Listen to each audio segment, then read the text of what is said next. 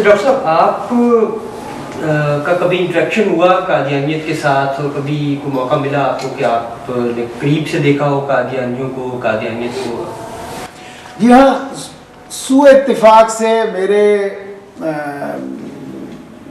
ددیال میں سے ایک صاحب جو تھے وہ انہوں نے قادیانیت کو قبول کر لیا تھا، اور بظاہر وہ بڑے نیک آدمی تھے، تو اس وجہ سے ہماری فیملی میں بھی کچھ جراثیم اس کے موجود تھے۔ تو اوائل عمر کی بات ہے، غالباً 1965 کے شروع کی، میری پہلی ملازمت کی میرپور میں، آزاد کشمیر میں، واپڈا میں اسٹینوٹائپسٹ بھرتی ہوا۔ تو وہاں یہ میں آئی کام کر کے وہاں گیا تھا، تو جس جگہ میری رہائش تھی، ریزیڈینشیل کالونی تھی واپڈا کی، اس میں ایک صاحب تھے تحصیلدار، اور ان کی رہائش میری جس کوارٹر میں رہتا تھا اس کے قریب تھی۔ تو ایک اور صاحب جو قادیانی تھے وہ ہمارے دفتر میں کام کرتے تھے، تو وہ ایک دن دفتر سے باہر نکلے باتیں کرتے ہوئے، اور انہوں نے مجھ سے پوچھا کہ تمہاری رہائش کہاں ہے؟ میں نے بتایا فلاں جگہ ہے۔ تو وہ میرے ساتھ اس جگہ تک آ گئے اور کہنے لگے آئیے میں آپ کو ان صاحب سے ملاتا ہوں، بڑے اچھے آدمی ہیں، کبھی آپ اکیلے ہوتے ہیں شام میں بیٹھ کے کبھی گپ شپ کے لیے آ جائے کہ یہ چائے بڑی اچھی بناتے ہیں۔ تو وہ مجھے ان کو لے گئے، تو ملاقات ان سے ہوئی۔ سیزنڈ آدمی تھے، کوئی 50-55 کے ہو گئے، تو ان کے ساتھ اس طریقے سے سلام دعا ہو گئی، انہوں نے چائے وائے پہ بلانا شروع کر دیا، اور پھر ایک دفعہ وہ مجھے کہنے لگے کہ ہمارا ایک دینی اجتماع ہوتا ہے، آپ قرآن مجید ہم مل کے پڑھتے ہیں، حدیث پڑھتے ہیں، آپ بھی آئیے۔ تو وہ مجھے اپنے ایک اجتماع میں لے گئے، اور مجھے اس سے پہلے پتہ نہیں چلا کہ وہ قادیانی ہیں۔ تو انہوں نے گویا کہ مجھے ایک غیر محسوس طریقے سے گھیرنا شروع کیا اور اپنے قریب لانے کی ایک مہم شروع کر دی۔ تو میں چونکہ فیملی میں بھی تھوڑے سے اثرات تھے، ان کا ذکر سنتا رہتا تھا، تو واللہ عالم میں اس وقت نوجوان تھا اور دین کی بہت اتنی سمجھ تو نہیں تھی، لیکن بہرحال میں نے انہیں کہا جی کہ میں آپ کی یہ میٹنگیں اٹینڈ نہیں کروں گا۔ ایک دو دفعہ میں گیا، میں نے کہا کہ آپ مجھے ایسا کریں کہ مجھے پہلے تسلی کر لینے دیں کہ آپ کا نقطہ نظر ٹھیک ہے۔ کہنے لگے آپ کی تسلی کیسے ہوگی؟ میں نے کہا کہ میری تسلی اس طرح ہوگی کہ آپ مجھے مرزا صاحب کی اپنی اوریجنل کتابیں جو انہوں نے لکھی ہیں وہ مجھے پڑھنے کو دیں۔ میں نے جب ایک دو کتابیں انہوں نے دی تو اس میں مجھے کچھ اور کتابوں کے نام ملے، اور انہوں نے کراس ریفرنس جہاں کیا ہوا تھا، تو میں نے ان سے وہ کتابیں بھی منگوائیں۔ وہ کتابیں پڑھ کے پھر وہ مجھ سے مطالبہ کرتے رہے کہ آپ ہمارے ہاں آئیں، ہمیں بتائیں آپ نے کیا پایا، ہماری کتابوں سے کیا سیکھا آپ نے۔ میں نے وہ کتابیں پڑھی، اس کے بعد سے میں کچھ سوچتا رہا کہ یہ کیا معاملہ ہے۔ میں الحمدللہ ایک مذہبی گھرانے سے میرا تعلق ہے، اور گھر میں دین تھا اور ہے، اور میرے بڑے بھائی جو تھے وہ بھی ایک دینی تاریخ سے وابستہ تھے۔ والد صاحب اگرچہ کاشتکاری کرتے تھے لیکن محلے کی مسجد میں نماز پڑھاتے تھے، تو اس وجہ سے ایک مذہبی پس منظر میں رکھتا تھا۔ تو میں ٹھٹکا ضرور ایک دفعہ، لیکن جب انہوں نے کہا کہ اب آپ کی کیا رائے قائم کی ہے آپ نے مرزا صاحب کی کتابیں پڑھ کے، تو میں نے انہیں کہا کہ میں اس حتمی نتیجے تک پہنچا ہوں کہ مرزا صاحب نبی نہیں ہو سکتے۔ کہنے لگے آپ کے پاس کیا دلیل آئی ہے، اور وہ بھی مرزا صاحب کی کتابیں پڑھ کے۔ میں نے کہا کہ میں کوئی عالم نہیں ہوں، میں بتا رہا ہوں کہ اس وقت میں آئی کام کر کے گیا تھا، نوجوان تھا، پتلا دبلا تھا، داڑھی واڑی بھی نہیں تھی۔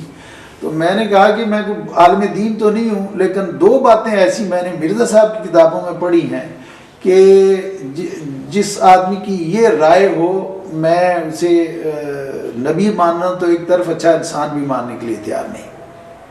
کیا چیزیں آپ نے دیکھ لی مرزا صاحب کی کتابیں؟ میں نے کہا اس میں دو چیزیں، میں نے وہ کتابیں میرے پاس ہی، میں نے اس کتابوں میں سے ازالہ اوہام اور اس طرح کی کچھ کتابیں تھیں، تو میں نے وہ نشانی رکھی تھی، ان کو کھول کے دکھا دی دو کتابیں جو تھی۔ میں نے کہا ایک تو یہ ہے کہ جب انگریزوں نے ترکی کے بعد شہروں پر قبضہ کیا، استنبول وغیرہ پر، تو مرزا صاحب نے حکم دیا اپنے متبعین کو جو قادیان میں تھے کہ چراغاں کریں.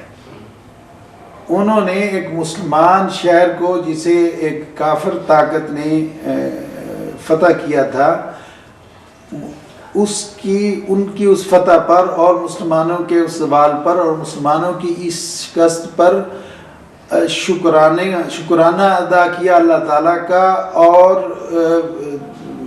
چراغ جلائے خوشی میں کہ ہماری حکومت جو ہے، مہربان حکومت ہماری جو ہے برٹش گورنمنٹ، اسے کامیابی ملی.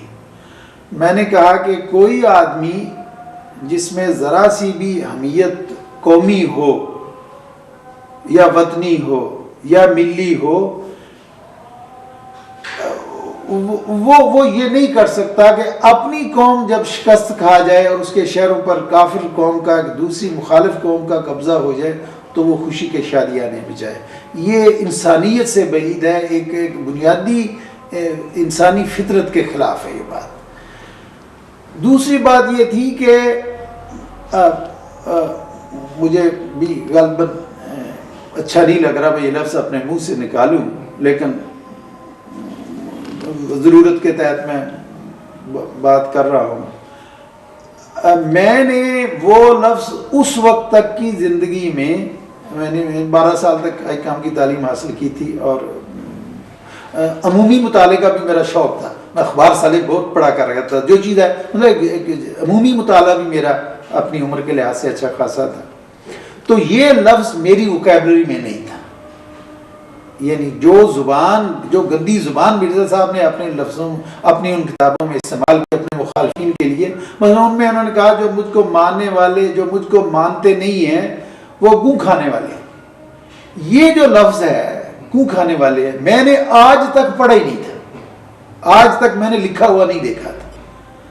تو میں نے کہا یار یہ آدمی کیسے نبی ہو سکتا ہے. اور اچھا انہوں نے اور بھی لفظ استعمال کیے جو میں نے اپنے اس قادیانی کلاس اپنا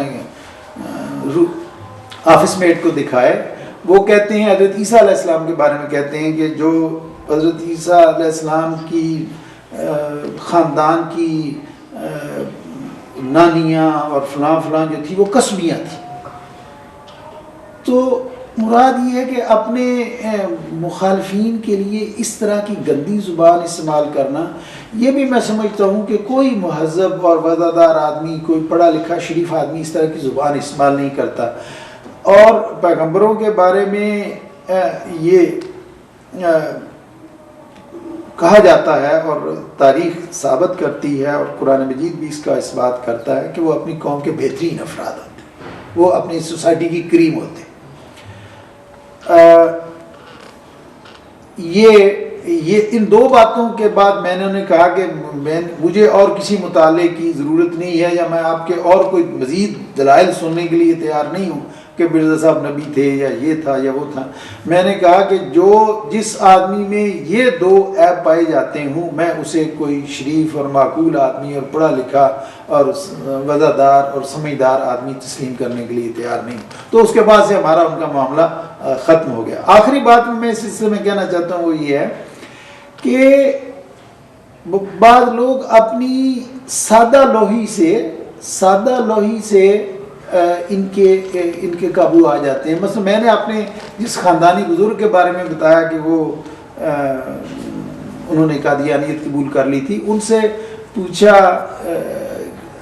ہمارے عزیز نے کسی نے پوچھا کہ میاں صاحب آپ کیوں آمدی ہو گئے؟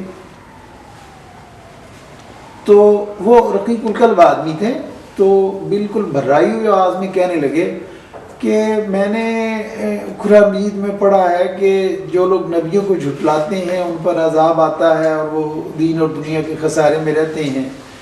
تو مرزا صاحب نے بھی چونکہ نبوت کا دعویٰ کیا ہے تو میں منکرین میں سے نہیں ہونا چاہتا. بھلا خدا کے بندے سے کوئی پوچھے، وہ یہ بھی سوچو کہ نبی سچا بھی ہے کہ نہیں ہے.